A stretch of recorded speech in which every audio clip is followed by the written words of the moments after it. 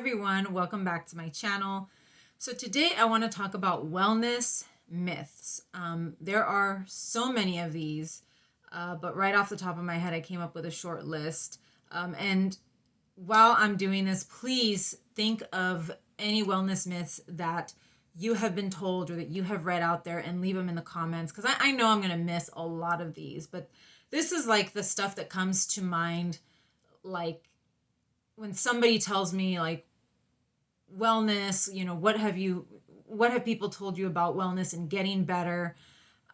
These are the ones that come to mind, like right off the top of my head.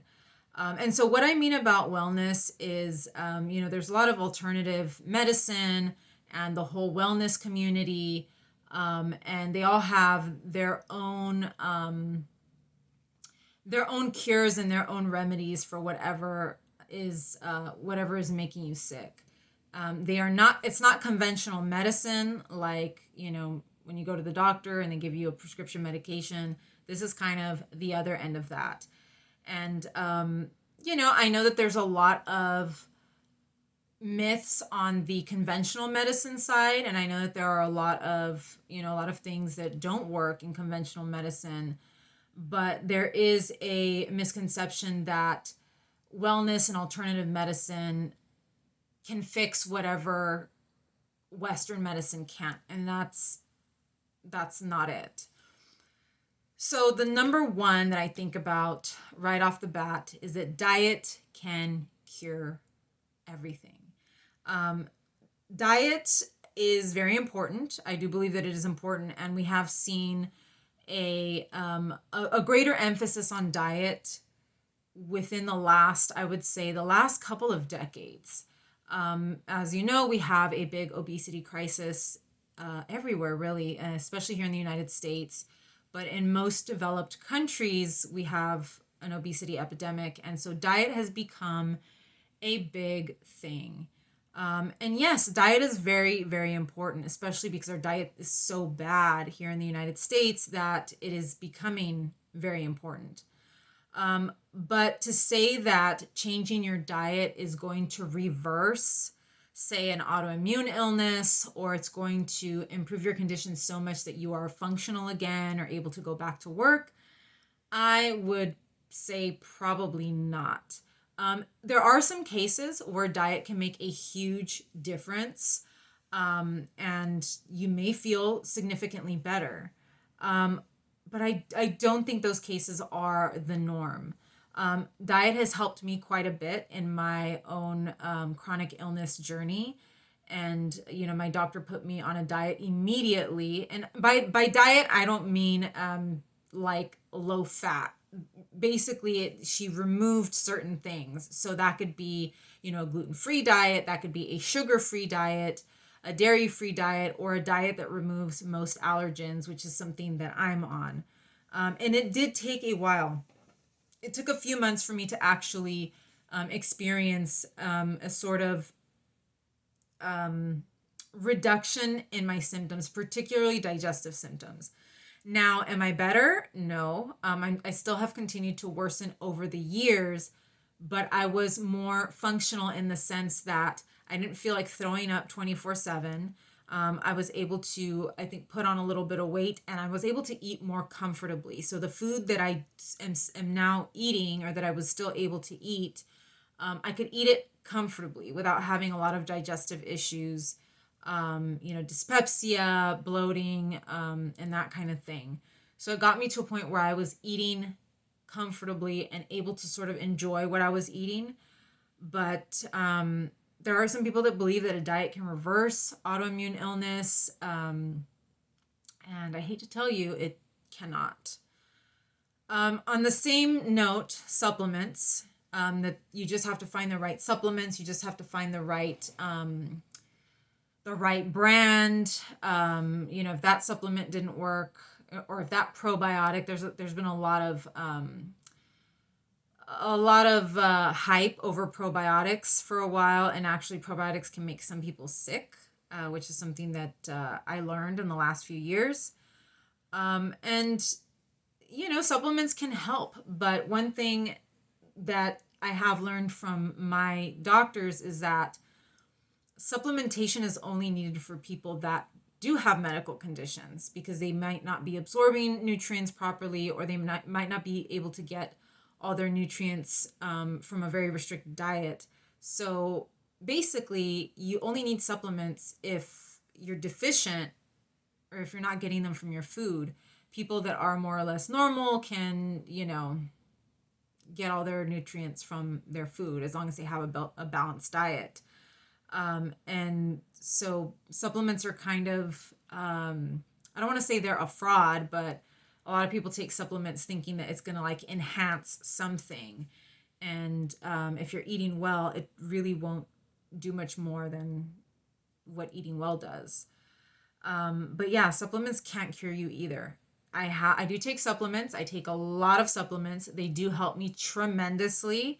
And I do notice if I stop taking one supplement or if I forget to take it, within a couple days, I can feel it. Now, would I say that they've cured me? No, they have not cured me. They're keeping my head above water, but they have not cured me.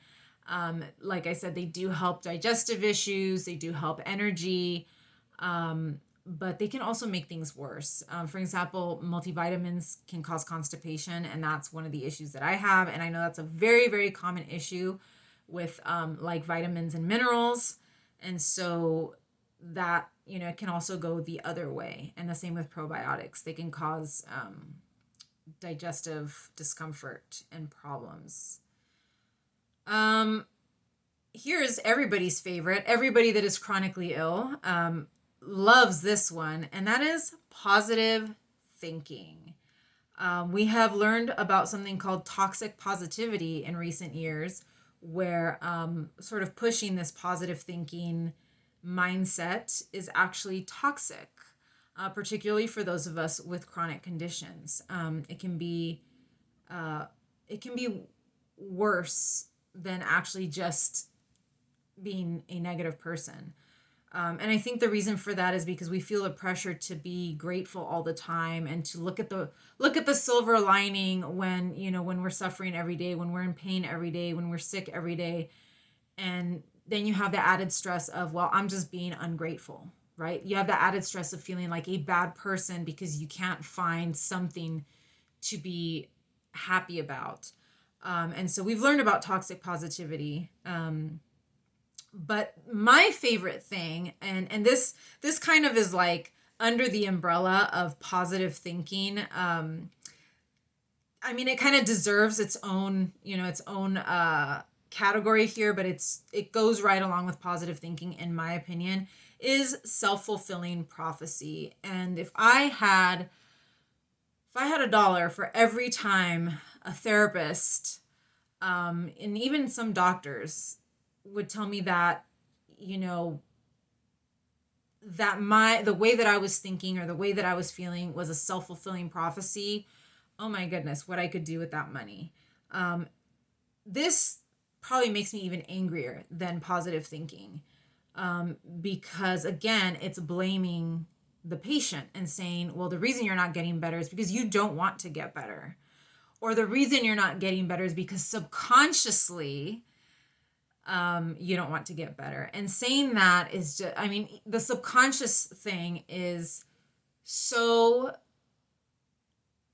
you can't control your subconscious mind, and you really aren't aware. That's what a subconscious is. It's below your awareness. So how is it that it's, how do I even know? It's subconscious, and you're blaming my subconscious for keeping me sick. It is one of those super aggravating things. And I recently, I have had a couple of therapists tell me that, because I do doubt a lot of treatments, particularly alternative treatments. And so some therapists have said, if you don't believe in it, then, that's just kind of perpetuating the cycle. And I'm like, no, if something is based in science, and if something is based in actual research, and medical trials, it's gonna work, whether I believe it's gonna work or not.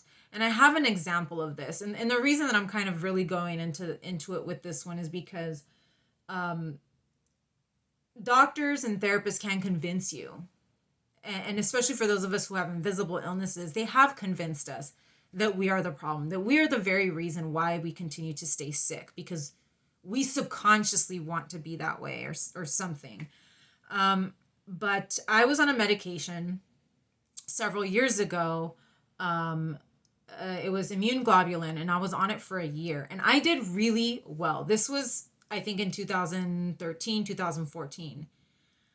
I did really well, and it was the only medication during my chronic illness that did anything for me, to be quite honest. I gained weight, I felt better, I felt more energy, and I ended up losing my insurance and losing the medication. And after a few years, I was not doing well. I started sliding pretty badly. And during that time, I was pursuing this medication. It's a very difficult medication to get prescribed. And so I put all of my time and energy into trying to get back on this medication. I eventually received a secondary diagnosis at the end of 2018. So at this point, I had been off of this medication for 4 years. I was doing really poorly, but the medication could not have come a day sooner, and I got back on it. It took a long time for me to sort of stabilize, and we're talking massive doses of this stuff. And because I knew it had helped me the first time around, I had a lot of faith that it was going to help me again.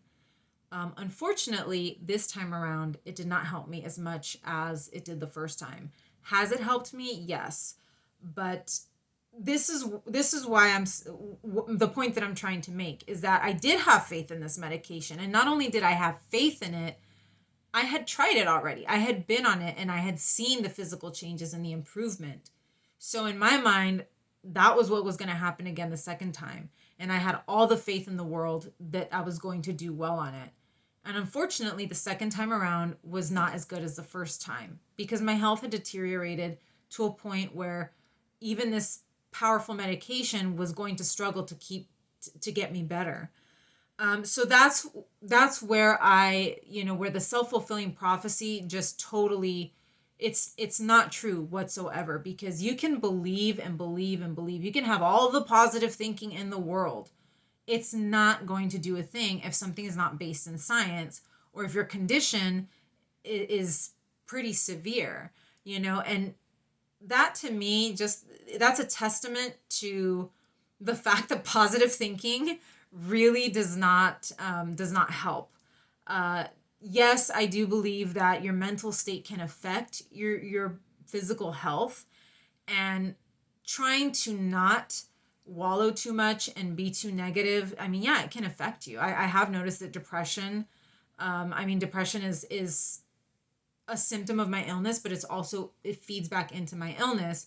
And yeah, I do feel sicker sometimes, and it will trigger like a flare or something like that. But sadly, positive thinking is not going to make me better, which is unfortunate. It's unfortunate that depression and anxiety and stress makes us worse, but positive thinking does not cure us. You would think that that's the way it works. It does not. And I think that's where a lot of doctors and therapists base this hypothesis, because they know that stress does make people worse.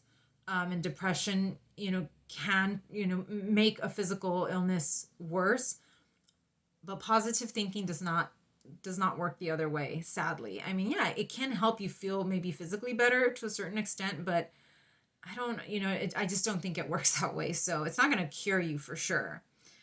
The magic bullet. So this is another one that, this is one that sadly, those of us who are chronically ill perpetuate. Whereas these other wellness myths are perpetuated by people that are trying to sell you something, or by doctors, or, your family and friends. The magic bullet is something that I have seen, in support groups, forums, Facebook groups, where other chronically ill people are sharing their experiences. And what I mean by the magic bullet is this one size fits all cure. And two of the examples of this are medical marijuana and stem cell therapy. And granted, I mean, there are people that have a financial investment in selling this as a cure-all, but I do see this a lot with patients, with other patients, talking to other patients and telling them, hey, this helped me. Medical marijuana was one of the most annoying ones because I would have people, I mean, I tried it and I tried it again. It didn't work. It made me sick. And I would still have somebody telling me, oh, you're just not doing it right. Have you tried this other strain? You're just not, have you vaped it? Have you done it this way? Have you eaten it? It just drove me insane to the point where I got really sick off of it. I don't want to go into detail. I ended up getting really sick off of it because I kept trying it because people kept telling me, like, you're just not doing it right. There are also people that are allergic to medical marijuana, which could have been my case, I guess. But there are people that are allergic to it, and unfortunately, they can't go near it. Medical marijuana is not, it has just been so overhyped. It does not help everything. And for some people, it is a godsend. I have heard that for the people that it does work for, it's a game changer. And so I can see why they would want to promote it as this miracle cure, but there are a lot of us that cannot use it. Stem cell therapy is another one where, I mean, the clinics themselves will advertise it as something that can help with ALS, with lupus, with multiple sclerosis, with all of these illnesses that are incurable, and there's no known cure for them. But apparently, stem cells can help you. They don't. For people with Lyme disease, I think I've seen success rates at somewhere around 40%, which is not good. And Lyme disease, I mean, we don't really know what Lyme disease is at this point. But I mean, if it's not helping Lyme disease, why would it help ALS, right? But I have seen that a lot. I have seen stem cells being advertised, and also because of the cost, because it's so expensive. That's another kind of myth, that if something is very, very expensive, that it should be able to like just fix everything. And unfortunately, it does not. And the last one that I have here on the list, and like I said, I know that there's probably a million more of these. If you have any more, please leave them down in the comments. Big Pharma, the whole Big Pharma myth, and this one has become so big during the pandemic. Basically, the myth, and a lot of wellness gurus, a lot of these alternative folks, they love to bring up Big Pharma because it's beneficial for them. It's beneficial for them to get you to distrust pharmaceutical companies, because then you will buy their supplements, you will buy their diets, you'll give them your money instead of doctors and pharmaceutical companies. And so the myth is basically that Big Pharma is withholding cures, withholding natural cures in order to make the maximum amount of money off of you that they possibly can. Now, this one is sort of based in, I don't want to say it's based in truth. It's based a lot, I think, in the opioid epidemic, because that was a situation where they were getting people addicted to drugs in order to make money. And again, there is a lot of controversy. That's another, that's a topic for another video. But a lot of people have sort of extended that distrust to every other condition. And basically, Big Pharma has the cures for all of these things. I know that was something that they said about AIDS, that there was a cure for AIDS, but they didn't want to reveal the cure because pharmaceutical companies were making too much money off of AIDS medications. And there is no cure for AIDS. I mean, I think we're getting closer, but there isn't one. And you start seeing this same myth in Lyme disease, in other conditions, autoimmune illnesses, that pharmaceutical companies, you're seeing it right now with the pandemic, right? That they just want to push the vaccine on you. So they're withholding, these other treatment options. And it's just not true. If there was a cure, they would be making a lot more money off of a cure than withholding it. Um, and this is just, I mean, this one is just distrust, and obviously a lot of us don't trust uh, pharmaceutical companies and conventional medicine because they have not helped us. Doesn't mean that they have sinister intentions, that they're actually out to get us. It just means that they haven't developed anything that can help our particular condition.